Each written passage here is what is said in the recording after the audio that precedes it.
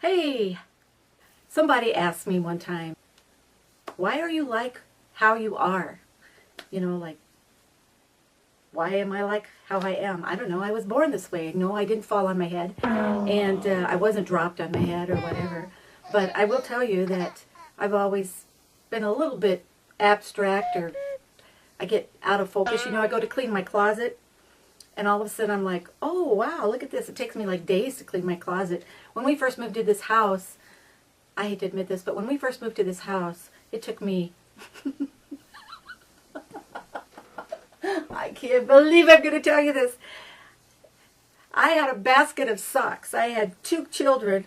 They were young adults at the time. My husband and myself, we had socks, okay? So then the one son moved out. Then I had the youngest son there, and he was like in high school. So it was just him and his 3 years. 3 years, I had a basket with socks in it. 3 years that I did not fold socks. We would just go in there and just dig in the box looking for socks. Sorry. I'll never forget the time too.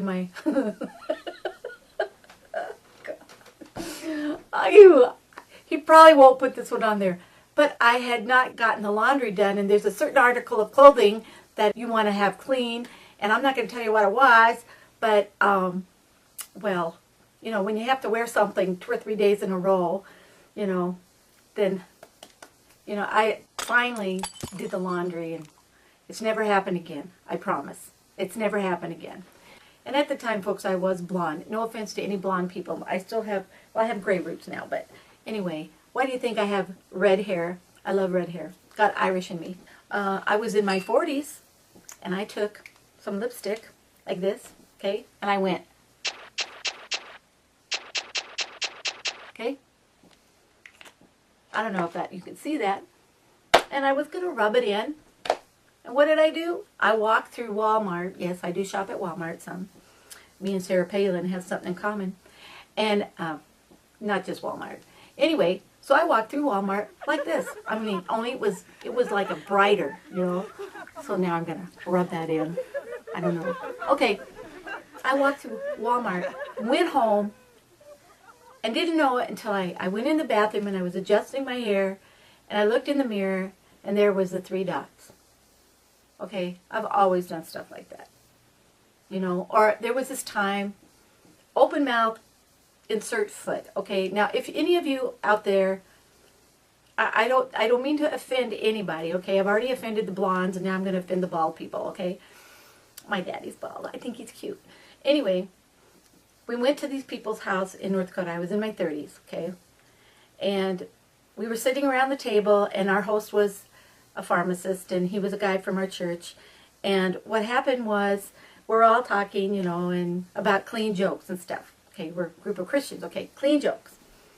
Anyway, so I said, oh, well, I have this clean joke book at home, and it had all these jokes about bald people, and I just laughed when I read the one that said, he's so bald it looks like his neck blew a bubble. And then I look over. He was as bald as you could get. And then, to make things worse, and he wasn't smiling, folks, I was in the hot seat, and we never did get invited back either, by the way. I started going, well, Yul Brynner. Oh, he's such a, he's cute, the King and I. Yul Brynner, he's no hair. Oh, he's cute. He's always been one of my favorite actors. I still get embarrassed when I think about it. So anyway, folks, we've got to learn. We've got to learn to love ourselves and accept ourselves. And so, anyway, but I do have to say one thing very serious. I have had a lot of tears in my life. I have cried. We have lost a baby. That was one of the hardest things in my whole life, to look up at my husband. And we knew the baby had died. And he was stillborn. He was 8 pounds 4 ounces, little Justin. We knew he had died. And then to go in and be induced, and to look up into my husband's face, and to see, it was hard. Can't believe I'm getting emotional now. It was really hard to see that kind of look in my husband's face. looking down at me.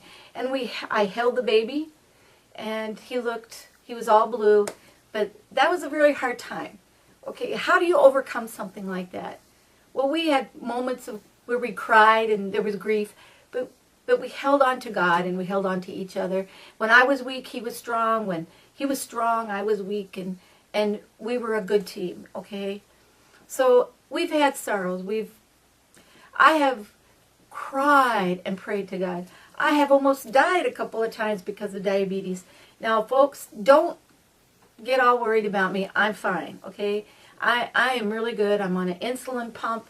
Most of you probably don't know what an insulin pump is. This is an insulin pump, and I'm connected at the other end. It's inside of me, and every couple of days I change this whole tubing and everything, and inside here is insulin, and it's a pump, and it pumps it out, and it pumps it into me.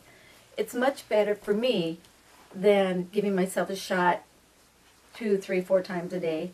So anyway, God's blessed me with that. I was one of the first 700 people to get an insulin pump. And that was when our oldest son was our only son at the time. And that was a great gift and a blessing to us. But, I mean, when I became a diabetic when I was very young, it was very hard. And I was depressed and I cried. And, of course, you know, when you're 15 years old anyway and whatever, you're pretty sad. And so, I mean, not sad, but I mean, there's a lot of things that you go through and emotions and, you know, just peer stuff, you know.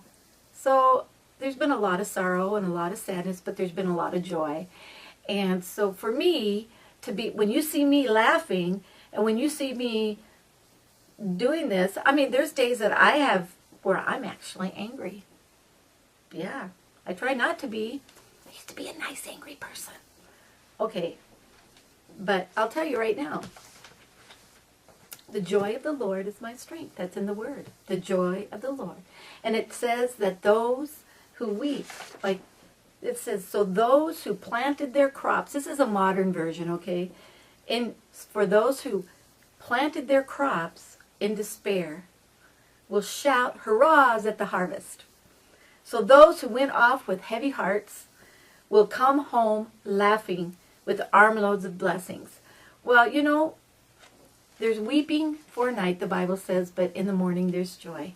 So I just want you to know that life is life. And that's why I like that motto, or that saying, life, love, and laughter. Life is the good times and the sad times, you know, and the Word has gotten me through, and my friends and my Christian friends, but it's all been God. God has been there through all of it. And I can honestly say now, at my age, at 57, I wish I was a little younger. But at the age of, that I looked younger, but at the age of 57, I'm finally beginning to love myself and accept myself. And I have a quirky sense of humor, and that's who I am. And part of who I am is my relationship with God. Okay? He's made me, molded me, and shaped me through His Word. You know, and so anyway, I just leave you with that. So I will see you next time. And if you have any suggestions or you want to know anything about me or whatever, let me know. I'm not always the brightest cookie on the block. I don't know even if that makes sense. Brightest tool in the shed. Sharpest tool in the shed. Anyway, I don't know those things. Love you. Mwah.